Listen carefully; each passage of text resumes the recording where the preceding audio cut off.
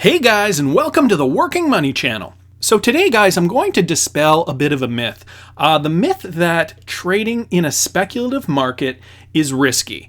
And a lot of people consider that to be the case because, in a lot of cases, speculative markets like cryptocurrency, so we're talking before 2018, right? Before there was regulation coming down the pipe, before we knew governments and financial institutions were really kind of taking a liking to crypto, before all that, it was very, very speculative. And we would see stuff like this, right? We'd see huge moves up and then huge corrections. So guys, this is Bitcoin on a daily chart. And if you guys don't remember from last year, this was 2017, we saw a bullish move up, and then right around the fall of 2017, we saw a huge move up. Obviously, we all remember Bitcoin hitting about $20,000 a coin and then coming crashing right back down, okay? Correcting roughly 70-75%, so on and so forth. And a lot of people get scared of this kind of thing because they think to themselves, well, if it doesn't keep going up and up and up and up, like how am I going to know when the bull run is up and when it's going to come crashing right back down? And so guys, a lot of people get scared of this because they don't get it. They don't understand speculative trading. But the way I look at it, speculative trading is the most predictable kind of trading one can come across. And the reason is because of human psychology. One of the things we have to remember when we are trading spec markets is that the types of traders who are in spec markets, most of them are retail traders. If there are people who know what they're doing, they're not doing it through their company. They're not financial guys, Wall Street types who are doing it through their legitimate Wall Street jobs. They're probably Wall Street types doing it on the side at home or from their private personal accounts. They're not doing it with corporate money. And so guys, most of the kinds of people who are into these spec markets, again, retail investors. And the key is to understand how people with no experience think. As brutal as that sounds, that is the key to trading in a spec market. So, when we ultimately see moves up, right? So again, guys, this is Bitcoin. So I'm just using Bitcoin. And the reason I use Bitcoin, guys, I try to tell you guys this in all my videos, no matter what crypto you look at. Let's look at Litecoin. And I showed Litecoin yesterday. The charts are exactly the same. And that's because all the altcoins, let's look at Ethereum, USD. I mean, Ethereum's a little bit wilder. I mean, there was a swing up here because it had some news. But ultimately, guys, if you just look at this portion of the chart, all the swings were the exact same. XRP, and we'll look at XRP, and again, same kinds of swings, right? With the same kinds of corrections. Obviously, they all correct at different rates, whether it's 70 or 80 or 90%. Nevertheless, let's go back to Bitcoin. The point I'm trying to make here is that retail traders are all trading based on the same knowledge, which is ultimately just the concept of, oh, it's going up, I should buy some and make some money at a higher price. Then what happens when the market gets up to here? People get too greedy, they continue hodling, then they see a correction, they keep hodling, correction. Now they're down 80%. But guys, if you bought up here, that would be the worst kind of time to buy. Like, anywhere kind of up here or wherever. Like if you bought down here, maybe you can weather the storm and maybe even make some profit, not as much as you would have made had you gotten out in January or December, but you still would have gotten some profit. But this is the thing, people get too caught up in it. They buy at this point. The market tops off at 20,000. Even if they bought at 16,000, they could have made a quick buck.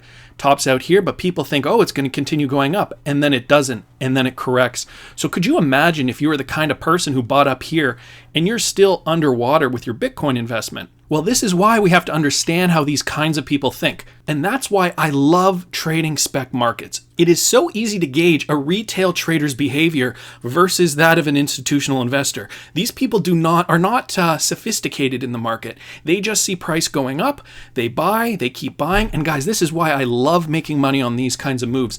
One other thing I've mentioned in some of my videos is trading cannabis stocks, Canadian cannabis stocks. And if you guys take a look at some of these charts, I know it's not cryptocurrency, but it's ultimately one and the same, okay?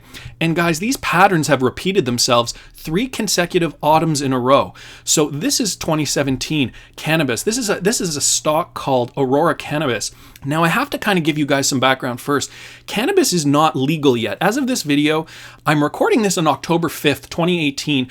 Cannabis in Canada is going to be legal in about 12 days. So up until this point, we have not seen a legal cannabis market. Right now, these companies are preparing, they're wholesalers. So one of them is called Aurora Cannabis, and all these stocks up until now have been trading on speculative traders. A lot of retailers are trading cannabis stocks here in Canada. And it's the same with cryptocurrencies, right? Let's go back to Bitcoin. Everybody around the world is trading crypto based on SPEC. Well, here in Canada, it's a smaller market, but we can see right here, back in October 24th, let's say, this stock here was trading about $2.95, topped out at roughly $15.20 by January. And so, lots of traders are making a lot of money on cannabis stocks, including myself. But it's because these patterns are so predictable and we know retail traders are trading this. So we can get on the other sides of those trades and make some money off of it. You look at another company, Afria. Now look at that. Stock is doing the same thing. This is the same time frame. So this is roughly October 2017, about a year ago. And by the winter, January 2018, these stocks kind of topped out and then they did the same thing. Now, guys, what kind of chart does this look similar to? Well, doesn't it look similar to Bitcoin? And in around the same time, too, coincidentally, October, huge move up, topped out, then throughout the rest of the year. Now, guys, we're here with pot stocks currently. So we've seen another bull move up and Afria is almost kind of found its top again, but it kind of came back down. And my prediction is that we're going to see a little bit of resistance and then we're going to see another move up eventually. I got out of my position roughly around here. I mean, obviously, you're never going to get out at all-time high. Afria got out, so I was trading Afria. It topped out at about $22 Canadian. I got out at $21.60 some odd cents. So I waited for this downturn. So guys, what you have to look for is the double top. I waited for it to come crashing down. I saw that there was a lot of heavy negative selling pressure, but then that almost always is followed by a lot of buying pressure again. And for novices, this is the key that they don't get.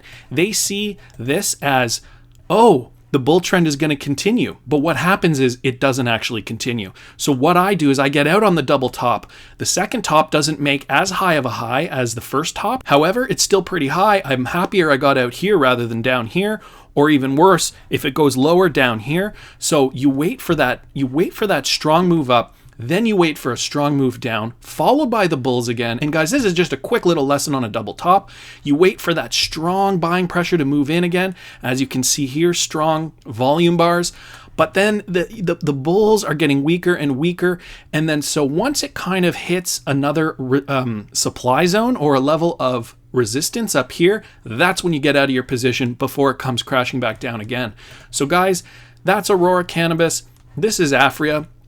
And just going back to this, right? Bulls are trading on news, SPEC market. So it's all SPEC news. This is another cannabis stock that I don't even know about this stock. But again, you can see around the same time period, September, October, huge move up, followed by a crash down, right? So guys, this is all SPEC market trading. And a lot of people, like I keep saying, they are scared to trade in this kind of market. But guys, it's the most predictable market you can trade in. Any SPEC market, whether it's crypto or Canadian cannabis, whatever it is, you can make money in a SPEC market. Guys, I just want to reiterate that I am not a financial advisor. I do not want you guys to put in more money into any market, more than you can afford to lose. So please just remember that. But I want to hear what you think. Please subscribe to the channel if you haven't already. Like the video if you like the content I'm providing. I always love hearing your comments. See you in the next one, guys.